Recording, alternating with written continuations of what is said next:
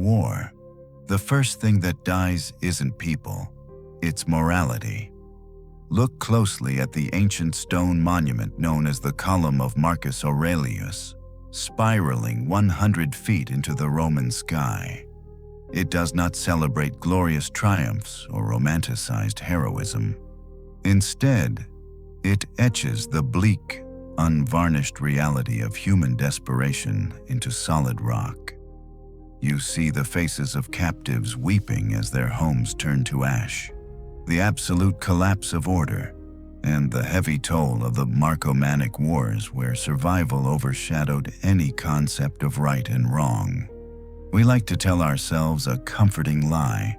We sit in our secure, climate-controlled homes, commuting on paved roads, protected by laws, fully stocked grocery stores, and reliable emergency services, and we truly believe that we are inherently good people. We believe that our kindness, our empathy, and our sense of justice are permanent fixtures of our identity. But what happens when that massive, invisible safety net is abruptly ripped away? Imagine the year 165, when a devastating sickness known to history as the Antonine Plague began to sweep through the Roman Empire, eventually claiming hundreds of thousands of lives and emptying entire cities. The systems failed. The borders crumbled under the weight of foreign invasion. In the cold, dark forests along the Danube River, miles away from the comforts of Rome, as supplies dwindled and the bitter weather set in, civilized men found themselves stripped down to their most primal instincts. When hunger bites your stomach and the fear of tomorrow becomes a suffocating, physical weight, the moral codes we hold so dear suddenly become fragile luxury items that no one can afford to keep. Your brain is heavily hardwired to survive at all costs, and when pushed to the absolute brink, it will discard your polite manners, your lofty ethics, and your philosophical ideals without a single second thought. The history carved into that Roman column is not just a record of ancient battles, but a terrifying mirror reflecting the deepest, darkest corners of human psychology. It forces us to ask a deeply uncomfortable question. Are you actually a moral person? Or are you just safe if the power grid failed today? If the supply chain stopped? If you had to fight for the last scraps of food to keep your family alive? How long would your morality last? Would it survive the first week? The first 72 hours, yet, amidst this swirling vortex of despair and primal panic captured on the stone reliefs, there is one figure who stands in stark contrast to the madness. Emperor Marcus Aurelius is depicted standing completely calm, resolute, and emotionally untouchable while the world burns around him. He possessed the same human brain, the same survival instincts, and faced the exact same horrors. Yet he did not let the darkness consume his character. He was a practitioner of Stoicism, a philosophy that did not deny the brutal reality of the world, but instead built an impenetrable fortress within the mind. He understood that you cannot control the chaos of an invading army, the spread of a deadly plague, or the rapid collapse of societal order. The only thing you truly possess is your own capacity for self-governance. But achieving that level of mastery requires staring directly into the abyss of your own nature and acknowledging the shadow that sleeps inside you. Until you realize how easily you could become the villain in a desperate situation, you can never truly be virtuous. Virtue is not the absence of darkness, but the deliberate, exhausting choice to restrain it when every instinct screams at you to let it loose. This is the brutal truth of the human condition. We are constantly walking a razor-thin line between civilized society and absolute savagery. And the fall from grace happens much faster than any of us are willing to admit.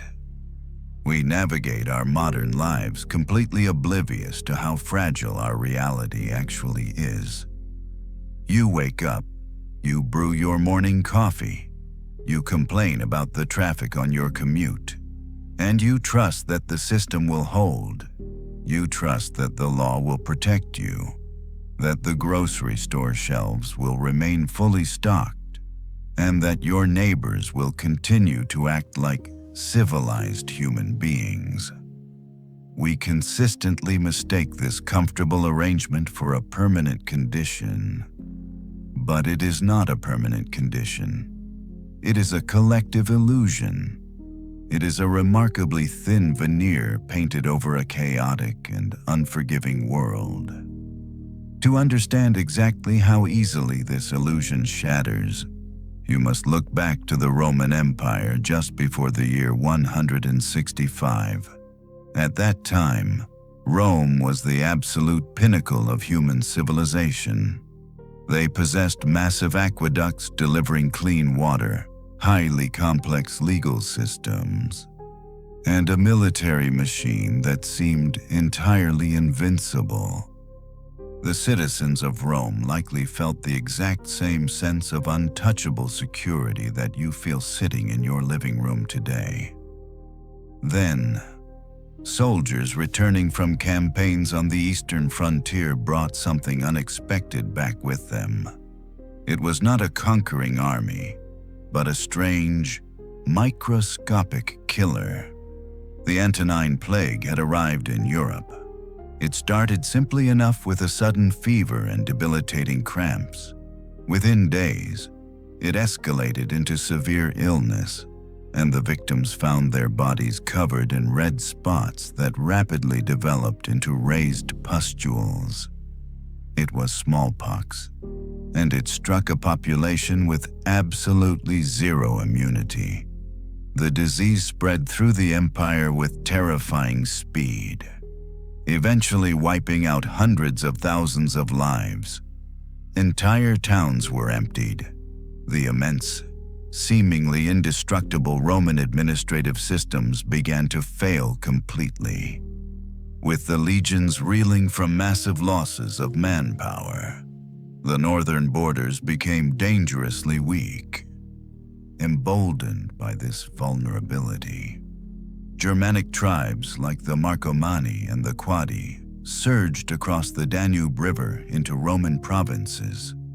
The most advanced society on Earth was rapidly collapsing from the inside out and from the outside in. In the face of this dual apocalypse, the civilized mask of the Roman citizen melted away. This is where we must confront the most deeply unsettling psychological truth about our own species. Our highly praised morality is fundamentally tied to our environment. Ethics, philosophy, and compassion are incredibly fragile luxuries. They are concepts designed for people who have full stomachs and who sleep behind locked doors in climate-controlled environments.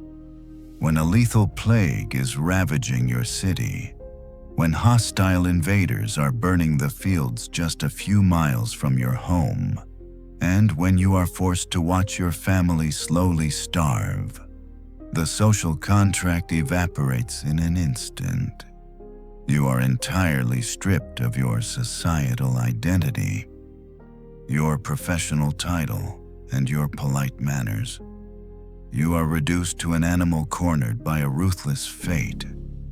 Under extreme stress, the human brain shifts its entire focus into pure survival mode. You do not think about societal justice. You do not think about fairness. You think only of surviving the next 24 hours. No matter what it takes or who you have to step over to do it, we desperately want to believe that savagery is an external force. something perpetrated exclusively by inherently bad people. But the dark reality is that the potential for absolute ruthlessness exists quietly within every single one of us. It is the default setting of the human operating system, only temporarily suppressed by modern conveniences and the strict rule of law. When the structures of society crumble, you do not suddenly transform into a monster. The monster was always there, sleeping beneath the surface, waiting for the cage doors to open. Emperor Marcus Aurelius stood at the very center of this disintegrating empire. He was tasked with holding together a world that was tearing itself apart, forced to watch the people he ruled abandon their humanity in the face of overwhelming terror. He saw firsthand the brutal reality of what lies beneath the polite surface of civilized men. We desperately cling to the comforting narrative that civilization is an upward trajectory. We think that centuries of education, philosophy, and modern values have fundamentally rewired our DNA to completely erase our primitive instincts. But psychology and history tell a much darker, far more uncomfortable story. Look closely at the citizens of that crumbling Roman Empire as the crisis deepened. When the panic of the plague reached its absolute peak, people did not band together in beautiful displays of solidarity. They fled the infected cities in pure terror. They abandoned their sick relatives to die completely alone in empty houses. They hoarded whatever supplies they could carry and turned their backs on their oldest friends. These were not uniquely evil individuals. They were merchants, teachers, administrators, and farmers. They were people who loved their families and followed the laws. They were exactly like you. The terrifying truth is that war, famine, and catastrophe do not manufacture monsters out of thin air. They do not inject evil into a pure soul. They simply provide the key that unlocks the cage. Deep within the human psyche, there is a shadow. It is a massive reservoir of primal selfishness, aggression, and raw survival drive that we spend our entire lives learning how to hide from the world. Society essentially acts as a fragile mutual agreement to keep these dark shadows permanently locked away from public view. As long as the aqueducts flow with clean water, the grain shipments arrive on schedule, and the courts dispense reliable justice, your shadow remains quietly asleep. But the exact moment the food runs out, the moment the lethal sickness reaches your specific street, and the moment the hostile invaders cross the river into your province, that mutual agreement is immediately canceled. You might genuinely imagine that in a catastrophic crisis, you would be the noble hero selflessly sharing your last piece of bread with a stranger. But starvation and existential dread do not breed charity. They breed a cold, highly calculating ruthlessness. When your physical survival is on the absolute line, empathy becomes a dangerous liability. You will inevitably begin to look at your friendly neighbor not as a fellow citizen, but as a direct competitor for the exact same dwindling resources. The polite morning greetings will vanish, completely replaced by a suspicious, hollow stare that constantly assesses who is weak and who is strong. This is not some unfortunate malfunction of human nature. This is human nature working exactly as it was originally designed to work in the wild. The collapse of the Roman frontier was not just a military failure. It was a complete psychological regression of an entire civilization. The people panicked. They betrayed each other. And they surrendered to their absolute lowest instincts precisely because they had spent their entire lives denying that those instincts even existed. They believed the comfortable lie of their own permanent goodness. When you deny your shadow, you completely lose the ability to control it when the pressure mounts. It takes over your mind, hijacks your actions, and turns you into the exact savage you always claimed to despise. This was the bleak, unforgiving landscape of humanity laid bare in the 2nd century. It was a world where trust was dead, where compassion was a foolish risk, and where the animal mind reigned supreme over the rational intellect. Yet, standing in the freezing rain on the muddy, chaotic banks of the Danube River, watching this descent into absolute madness, there was one man who refused to break. He was surrounded by the exact same terror, the exact same threat, and the exact same human degradation.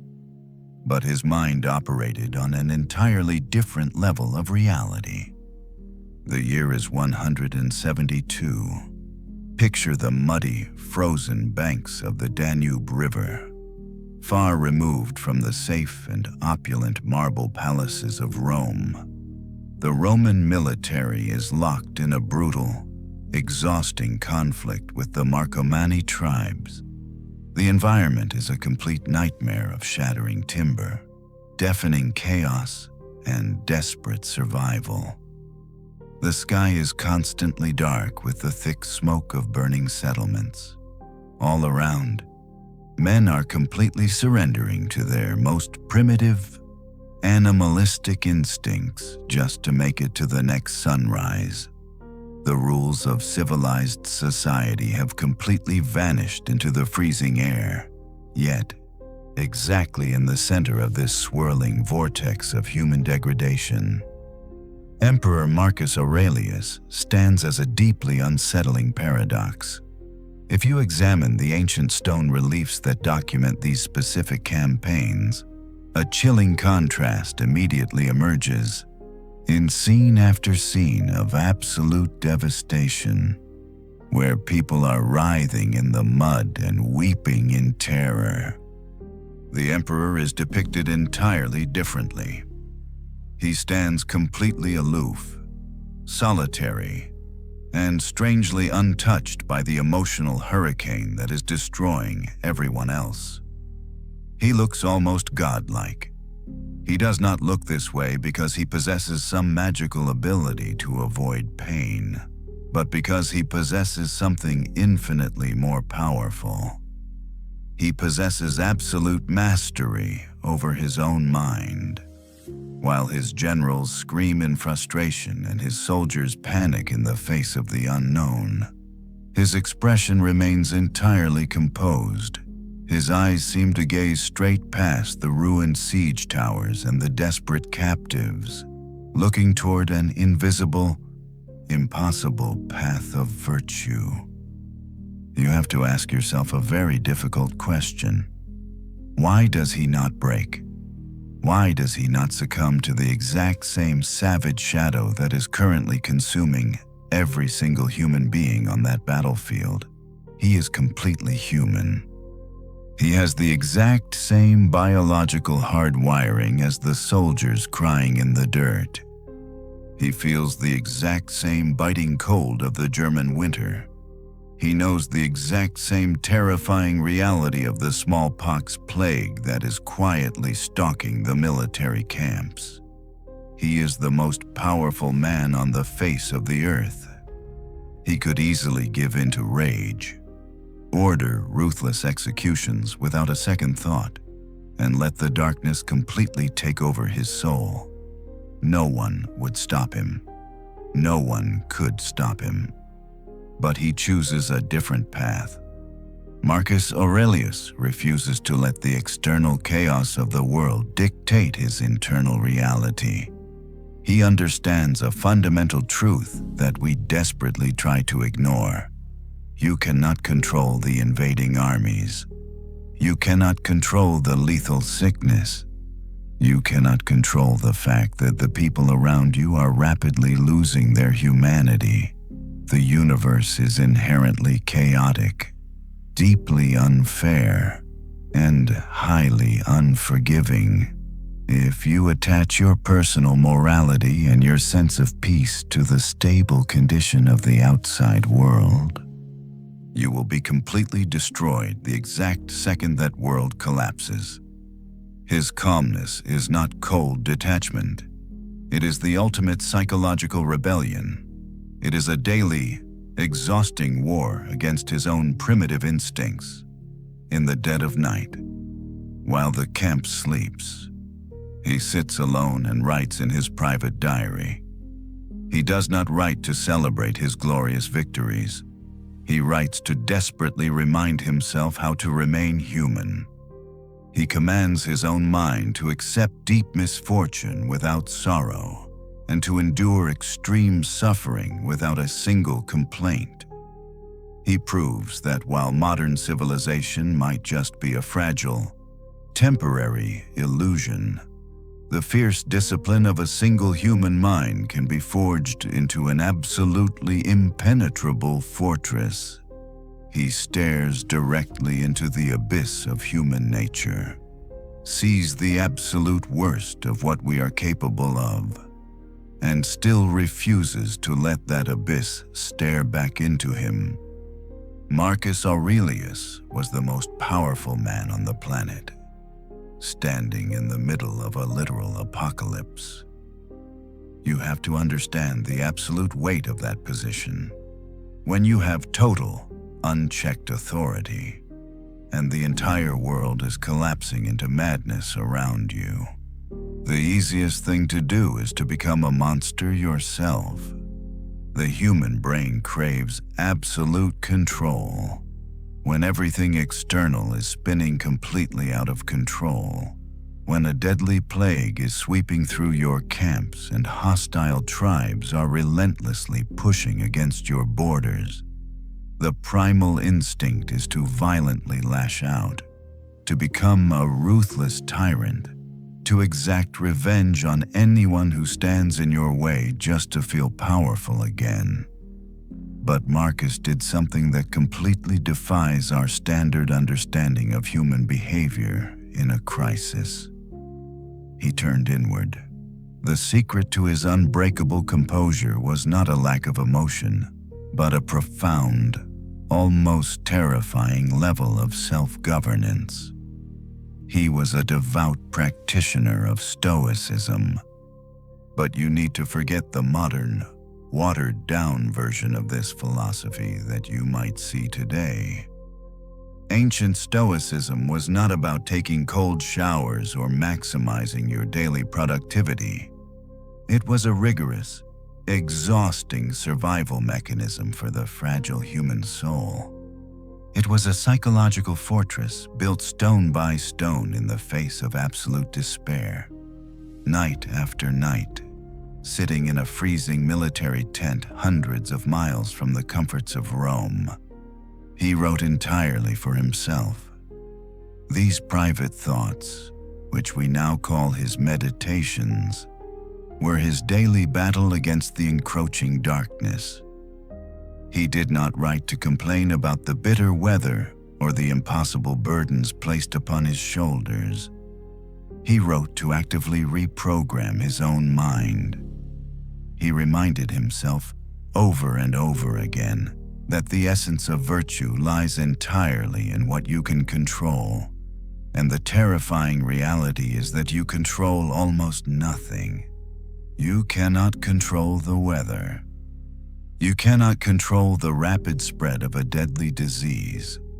You absolutely cannot control the fact that other human beings will act selfishly, dishonestly, and savagely when their physical survival is deeply threatened. Marcus accepted this deeply uncomfortable truth without a single ounce of bitterness or surprise. He actively expected people to act like animals. He anticipated betrayal, panic, and cowardice, because he understood that this is the absolute default setting of our species under extreme pressure. We desperately want to believe that if we are just good enough, the universe will be kind in return. Marcus knew this was a lethal delusion. By removing the completely unrealistic expectation that people are inherently noble, he completely neutralized the intense anger and the shock that normally destroys a person's sanity when a society falls apart. He looked at the chaos of the world as simply weather. You do not get angry at a violent thunderstorm for raining on you. And you should not get angry at humans for acting exactly like desperate humans in a crisis. But accepting the deep darkness of the world did not mean surrendering to it. This is the crucial difference between a Stoic and a cynic. The cynic looks at the crumbling world and says that nothing matters. So I might as well become a wolf too. Marcus looked at the exact same crumbling world and said that nothing external matters. Therefore, my own internal character is the only thing of actual value. He forced himself to accept profound misfortune without giving in to sorrow. He forced himself to look at the terrified faces of his enemies and his own panicking soldiers. And he consciously chose not to let their primitive madness infect his highly disciplined mind. He proved that true morality is not a natural state of being. It is an intentional, highly disciplined rebellion against your own biology. It requires you to acknowledge the absolute worst aspects of human nature, to see the savage shadow lurking inside everyone, including yourself, and to make the daily, agonizing decision to keep that cage locked tightly shut, no matter what happens outside. If you look at the relentless chaos of the Roman frontier, you are forced to confront a deeply unsettling philosophical perspective.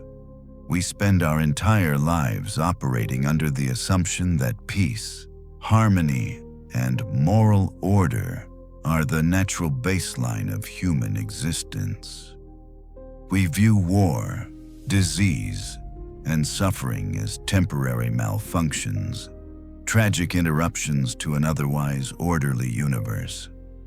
But what if we have it completely backward? Fast forward nearly 2,000 years from the freezing banks of the Danube River, and you will find the 20th century philosopher Emil Cioran, a man who stared into the exact same existential abyss as Marcus Aurelius and arrived at a terrifyingly dark conclusion. Cioran proposed a philosophy that completely shatters our modern optimism. He argued that suffering, chaos, and profound despair are not the exceptions to the rule of life. They are the rule. The brutal, unforgiving reality of the Marcomannic Wars was not a disruption of the natural order. It was the natural order actively asserting itself. In Cioran's deeply pessimistic view, human beings are fundamentally tragic creatures who have constructed a massive, elaborate fantasy world to hide from the horrifying truth of our own existence. We build heated homes, pave roads, and invent complex moral frameworks to convince ourselves that we have somehow conquered the brutal forces of nature. We mistake our temporary comfort for a permanent victory. But Cioran understood that civilization is nothing more than a fragile, artificial bubble floating in an endless ocean of chaos. When that bubble bursts, as it did during the Antonine Plague and the subsequent collapse of the Roman borders, you are finally forced to encounter reality in its purest, most unedited form. This is where Sioran introduces the profoundly uncomfortable concept of the beauty of suffering.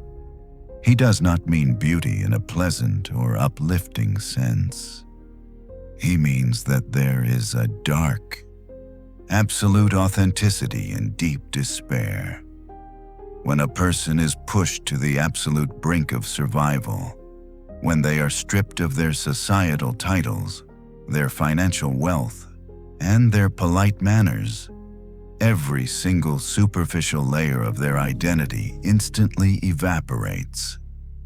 You do not worry about your reputation, your career trajectory, or the opinions of your neighbors when your physical survival is hanging by a thread. Suffering forcefully rips away the mask of civilization and leaves you with nothing but the raw, pulsating, undeniable truth of what you actually are.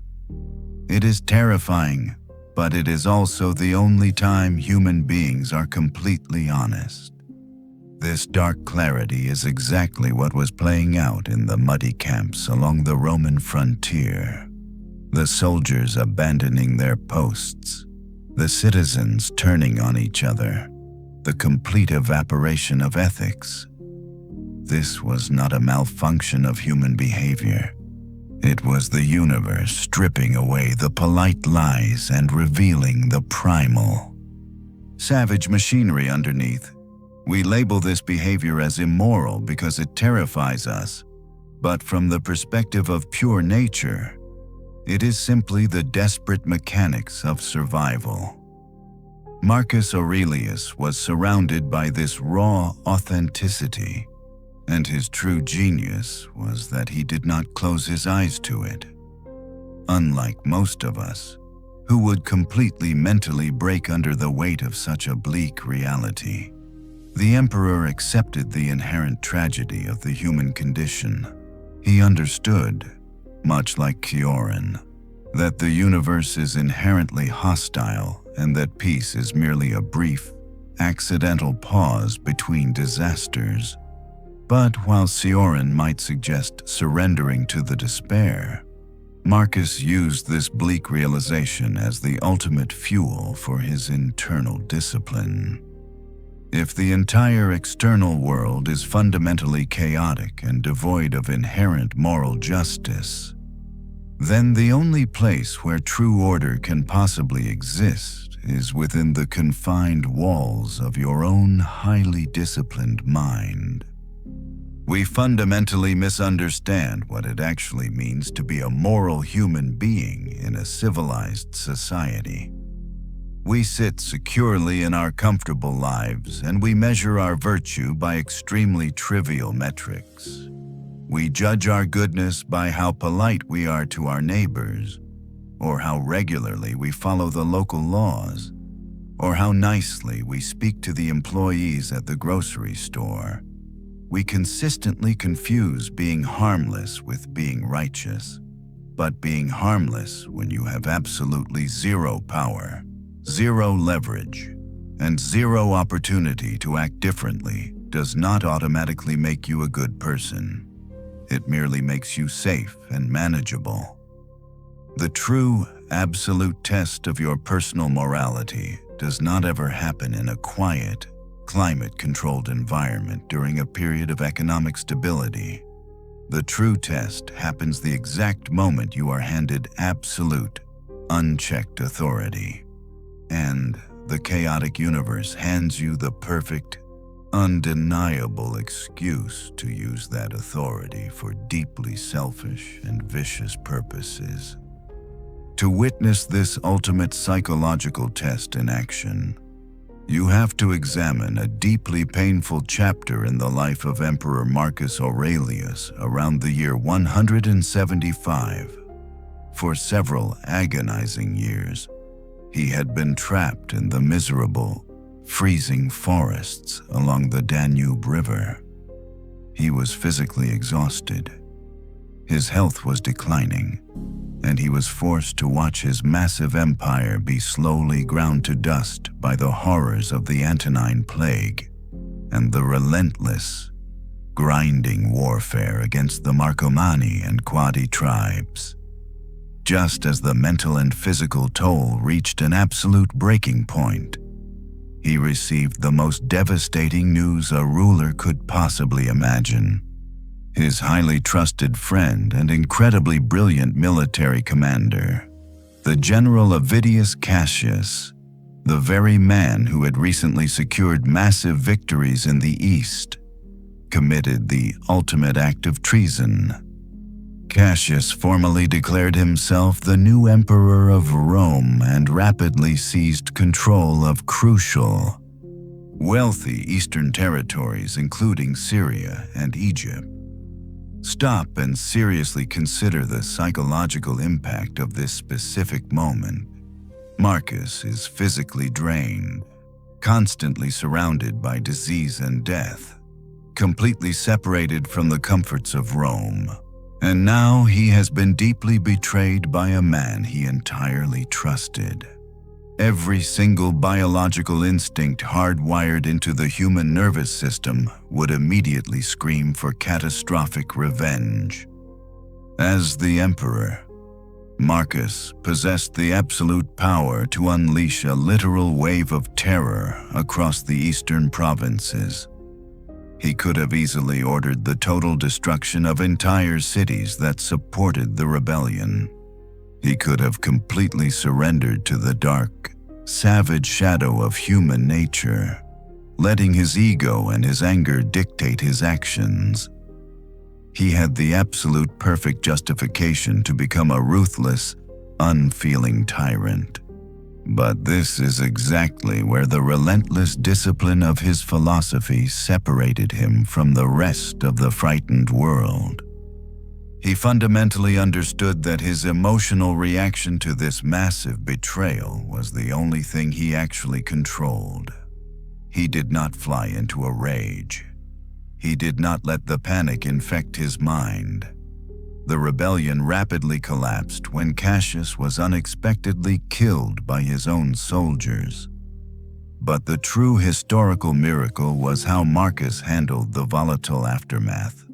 He specifically refused to launch a massive, retaliatory purge of the political elite who had supported the traitor. He personally traveled to the eastern provinces to restore order and re-establish trust, deliberately choosing the incredibly difficult, emotionally exhausting path of restraint over the incredibly easy, primitive path of vengeance. This reveals the brutal truth about our condition. You cannot ever claim to be a truly moral person until you possess the complete capacity to do terrible things, and you are given an entirely valid reason to do them. Yet you actively choose to keep the monster securely inside the cage. Virtue is an active, daily refusal to become the darkness that surrounds you. We look back at the dirt and the desperation of the 2nd century, and we feel a profound, completely unearned sense of superiority. We sit in our climate-controlled living rooms, ordering immediate food delivery with a simple tap on a glass screen, and we genuinely believe that we have somehow evolved past the savage realities of the Roman frontier. We look at the ancient citizens who abandoned their sick relatives or betrayed their neighbors during the plague, and we silently judge them. But you have to look directly into the mirror and ask yourself a deeply terrifying question. Are you actually a better, more moral person than the panicking citizens of antiquity? Or is your current environment simply much easier to survive? Your personal morality has most likely never been truly tested by the unforgiving forces of raw nature. You have never had to look your own children in the eyes and tell them that there is absolutely no food left. You have never had to defend your physical home from a desperate, starving group of people. It is incredibly easy to confidently preach about the high virtues of universal kindness, boundless empathy, and social justice when your stomach is completely full and your neighborhood is actively patrolled by well-funded local law enforcement. But what exactly happens to your high ground if the modern aqueducts suddenly run dry? Imagine a highly realistic scenario where the electrical power grid completely fails tomorrow morning. It does not come back on in 24 hours. It does not come back on in a week. The incredibly fragile global supply chains instantly freeze in place. The massive grocery stores in your peaceful suburban town are completely stripped bare within exactly 48 hours. The clean water completely stops flowing from your kitchen tap. The emergency services stop answering the phone because the operators are staying home to desperately protect their own families. How long does your sophisticated modern morality actually last in that suffocating, terrifying darkness? When your neighbor, the exact same person you politely wave to every single morning, realizes that you have the last few gallons of clean water on the entire street, do you honestly believe that they will patiently respect your property rights? In that exact moment, you will not be thinking about ancient philosophy. You will not be thinking about societal progress. You will be rapidly and violently introduced to the exact same ancient, brutal shadow that sleeps quietly inside your own mind. Do not make the absolute fatal mistake of denying that this shadow exists. We spend our entire lives heavily distracted by entertainment and modern conveniences, specifically to hide from the deeply uncomfortable reality that we are fundamentally still animals hardwired for desperate, ruthless survival. If you walk through life completely convinced of your own absolute moral purity, if you stubbornly refuse to acknowledge the deep capacity for selfishness that is currently dormant in your own DNA, you will be completely defenseless when the thin veneer of civilization finally cracks. You will be the very first person to panic, the very first person to completely betray your core principles, and the very first person to surrender to the savagery. To be a truly moral person, you cannot afford to be blindly innocent. You must possess a deep, intimate understanding of your own internal darkness. You must actively look at the primitive animal that lives inside you, acknowledge its terrifying power, and make the conscious, incredibly difficult daily choice to keep it on a tight leash. The true difference between a civilized human being and a complete savage is not the absence of the shadow. It is the fierce, relentless discipline required to control it. In the year 180, Emperor Marcus Aurelius took his final, exhausted breaths in a military camp near modern-day Vienna. He did not die in a comfortable sunlit villa surrounded by the soft luxuries of Rome. He died exactly where he had spent the last brutal decade of his life, standing in the freezing mud on the absolute edge of civilization, desperately holding back the dark tide of human chaos. Today, the massive commemorative monument known as the Column of Marcus Aurelius stands in the very center of modern Rome. Thousands of tourists walk past it every single day. They hold their expensive cameras. They drink their iced coffees. And they casually glance up at the 100-foot structure without ever truly comprehending the absolute nightmare carved into the solid rock. They look at the worn faces of the desperate captives, the collapsing architecture of a ruined society, and the completely detached, stoic emperor, and they view it merely as a piece of ancient, irrelevant history. They completely fail to realize that they are staring directly into a terrifying mirror. We spend massive amounts of energy constantly convincing ourselves that human history is a straight, continuous line pointing upward toward enlightenment. We deeply want to believe that we have somehow successfully outgrown the primitive savagery that defined the ancient world. We blindly trust our advanced technology, our complex legal systems, and our sophisticated modern infrastructure to permanently protect us from the dark, chaotic realities of raw nature. But a faster internet connection and a paved highway do not change the fundamental, ancient architecture of the human brain. A modern person sitting in a comfortable office building possesses the exact same biological, ruthlessly hardwired survival instincts as the terrified Roman citizen fleeing from the deadly plague nearly 2,000 years ago. This brings us to the ultimate, unforgiving conclusion about the human condition. When the artificial systems finally fail, when the global food supply vanishes, and when the comforting illusion of permanent safety is completely shattered, a profound transformation takes place. But it is vital to understand that catastrophic events do not actually change your core character. Extreme crisis, whether it is a massive global conflict, a lethal pandemic, or a total economic collapse, does not magically inject malice into a previously pure soul. The horrors of the collapsing world do not manufacture monsters out of thin air. Instead, the crisis acts as a massive, merciless fire that simply burns away everything that is fake. It rapidly incinerates your polite social conditioning, your professional etiquette, and your comfortable, untested ethics.